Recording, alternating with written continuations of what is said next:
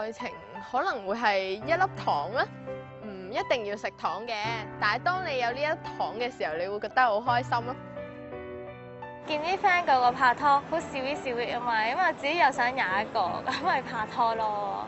我覺得愛情入邊最緊要係冇感覺嘅時候，就算經歷過啲咩都好，都冇用。即係個個心目中都應該係都有個王子同埋公主咁咯，好似，但係其實現實上並唔係咁。好多人都話年輕人嘅愛情係速食愛情，嚟得易去得易。究竟現實中佢哋嘅愛情故事又係點呢？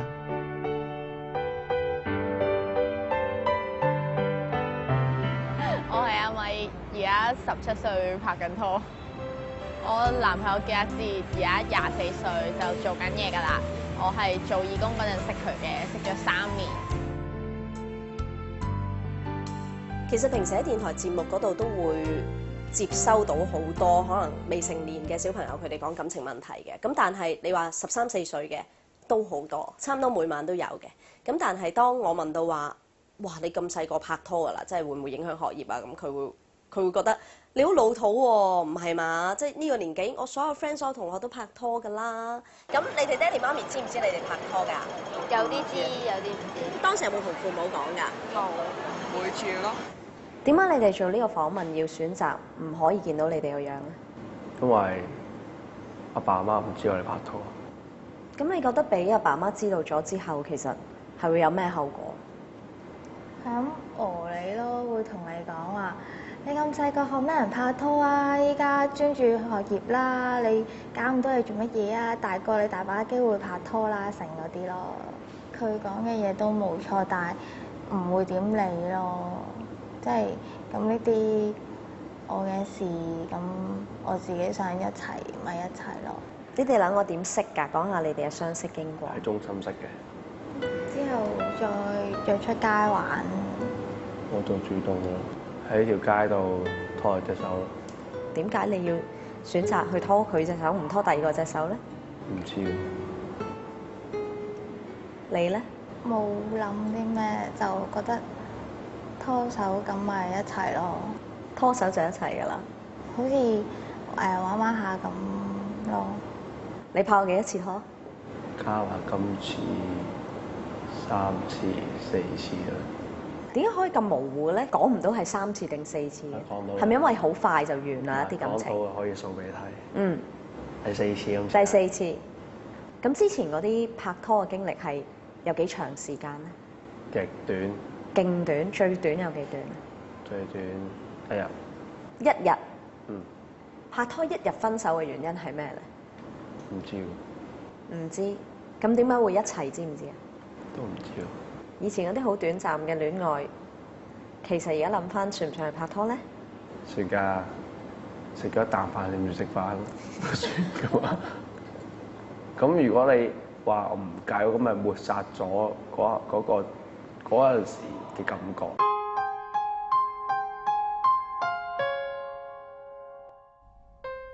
年輕人嘅眼中，拍拖嘅長短唔係最重要，但係如果唔能夠喺錯誤中學習，失敗嘅經歷就可能成為不斷重複嘅動作。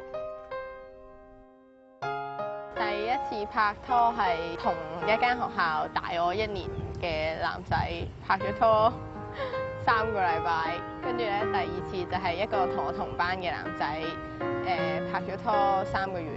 第一次就完全係冇傷心嘅，第二次咧其實都唔開心嘅，不過佢就同我講，佢話覺得自己唔夠好，咁我覺得如果你係想唔繼續嘅，咁就算數啦。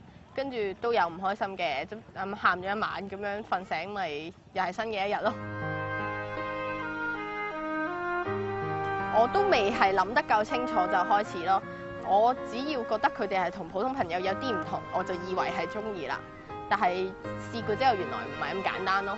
我試過呢2次係唔啱我嘅，咁我就知道自己原來我唔可以同呢啲男仔一齊嘅。我知道原來有一啲男仔會咁樣對我嘅時候，當我遇到嗰啲對我好好嘅男仔嘅時候，我就會識得更加珍惜佢哋咯。咁你哋第一次拍拖係幾時啊？ 14啊，14、17歲，中3。中二。幾多歲拍拖先至為之合理咧？先至算係夠大個啦，我可以自己去選擇，有呢個自由咧？我覺得唔係睇年齡，係睇心智成唔成熟。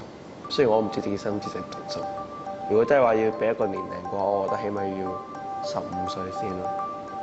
如果拍長拖嘅話，就會想大概都16、17歲開始，就差唔多20零歲到就結婚。我覺得15、16歲差唔多。15歲到咯，第一次拍拖。我唔知喎，哇，早唔早啲啊？你哋嚇15歲係早啲啦，我都係。以前我哋阿媽話唔得嘅，你就唔做得。而家啲細路咧唔係話唔聽話，因為比較即係資訊發達咗，你再係講多咧，變到佢就覺得你好厭煩咯。即係如果係好似即係阿買，即係要俾心機去讀書咯。而家佢就係讀書時間，係咪？即係唔應該咁早去談情説愛嘅，多幾個月應該係成年人啦。即係佢應該係識諗㗎啦呢啲。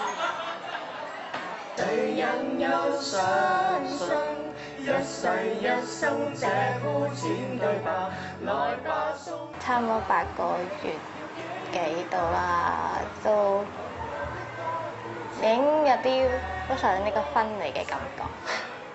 因為你而家讀緊書啊嘛，求學階段拍咩拖啫講得。咁咪如果諗到呢個階段，諗到呢樣嘢嘅話，咪覺得唔叻咯。但係諗到身邊啲朋友咁短我咁長嘅時候，咪覺得自己叻咯。我諗過有啲咩計劃，都係拍住先咯。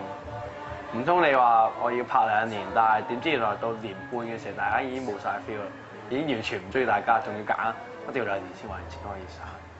青春嘅時候就要拍好多次拖㗎啦，即係試幾多次都冇所謂。一定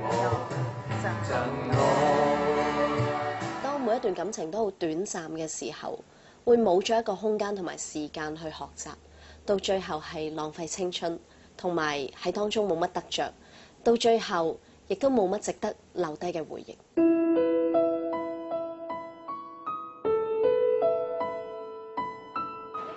我覺得我係心情、感覺、少少浪漫，多多黐前型。最好就永遠喺我隔離。如果唔係嘅話，佢就會好煩㗎俾我。即係佢唔俾我知佢嘅動態嘅話，我就會發癲嗰啲嘢嚟嘅。佢係一個點樣嘅情人？體貼咯，有好多嘢都諗到好長遠、好周到。咁我哋每個月都會有次慶祝嘅，咁就會成日都會諗定晒慶祝嘅地方去邊咯，好過依家一日到嗰日先諗去邊度玩。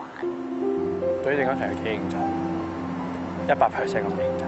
病緊時候仲要買張飛俾佢睇戲，你睇我唔中意睇嘅戲啊，算唔算係啊？你得嘛？唔該，好得意啊！女朋友條件都冇乜㗎，真咯，我覺得個人要。阿 Kiss 係我靚唔靚女，佢靚唔靚仔，阿志係你想男朋友咯。真係㗎？梗係啦，揀老公。咁佢未諗到啩？係咯，未諗喎，太遠啦喎。我諗我而家呢個階段需要嘅嘢，應該同我到我結婚嘅時候要嘅嘢應該都唔同。第時順其自然咯，冇得自己話事嘅。喺愛情嘅摩天輪上，感覺幸福，但係座位一旦被人佔據，戀愛嘅感覺又可唔可以繼續呢？如果知道我女朋友有第二個，我會揾睇下嗰個邊個，自己輸咗啲咩。佢如果揾咗第二個女朋友，咁我就一定會同佢分手咯。無論經歷咗啲咩都好，佢為你做咗啲咩都好，但係如果你到頭來大家都冇個 feel，咁同你一齊做。唔會特登主動同佢講話，冇啦，你唔好同我一齊啦，同翻我一齊啦。唔好俾一啲經歷過嘅束縛住，反而我覺得分開會好受啲。感覺有陣時話嚟話嚟，話走就走㗎啦。文文同輝仔嘅愛情係憑感覺而行，阿米呢一對就抱住另一種想法。feel 啊，都會有啲嘅。嗰種愛情，嗰種 feel 一定會冇嘅喎，但係令你開始嗰樣嘢咯，但係唔係靠呢樣嘢 keep 住咯，係咪好抽象？唔係，我明咯。咁就好啦。好似整個皮袋咁，係唔會完美嘅，一定係有瑕疵嘅。係咯，大家都覺得所有嘢係應該會同自己諗嘅一模一樣，唔一樣就覺得貨不對版就要退貨啦。今次唔打算退貨啊，揀啱貨咯。係咯。而家年青人講愛情都淨係講 feel，即係講一個感覺。其實感覺只係一個起點。好多時佢哋打電話嚟我節目問我感情問題，佢哋都會係由自己出發。譬如我唔開心，我覺得佢對我唔好，我覺得佢唔就我，所有嘅嘢都係以自己為一個中心點而忽略咗對方。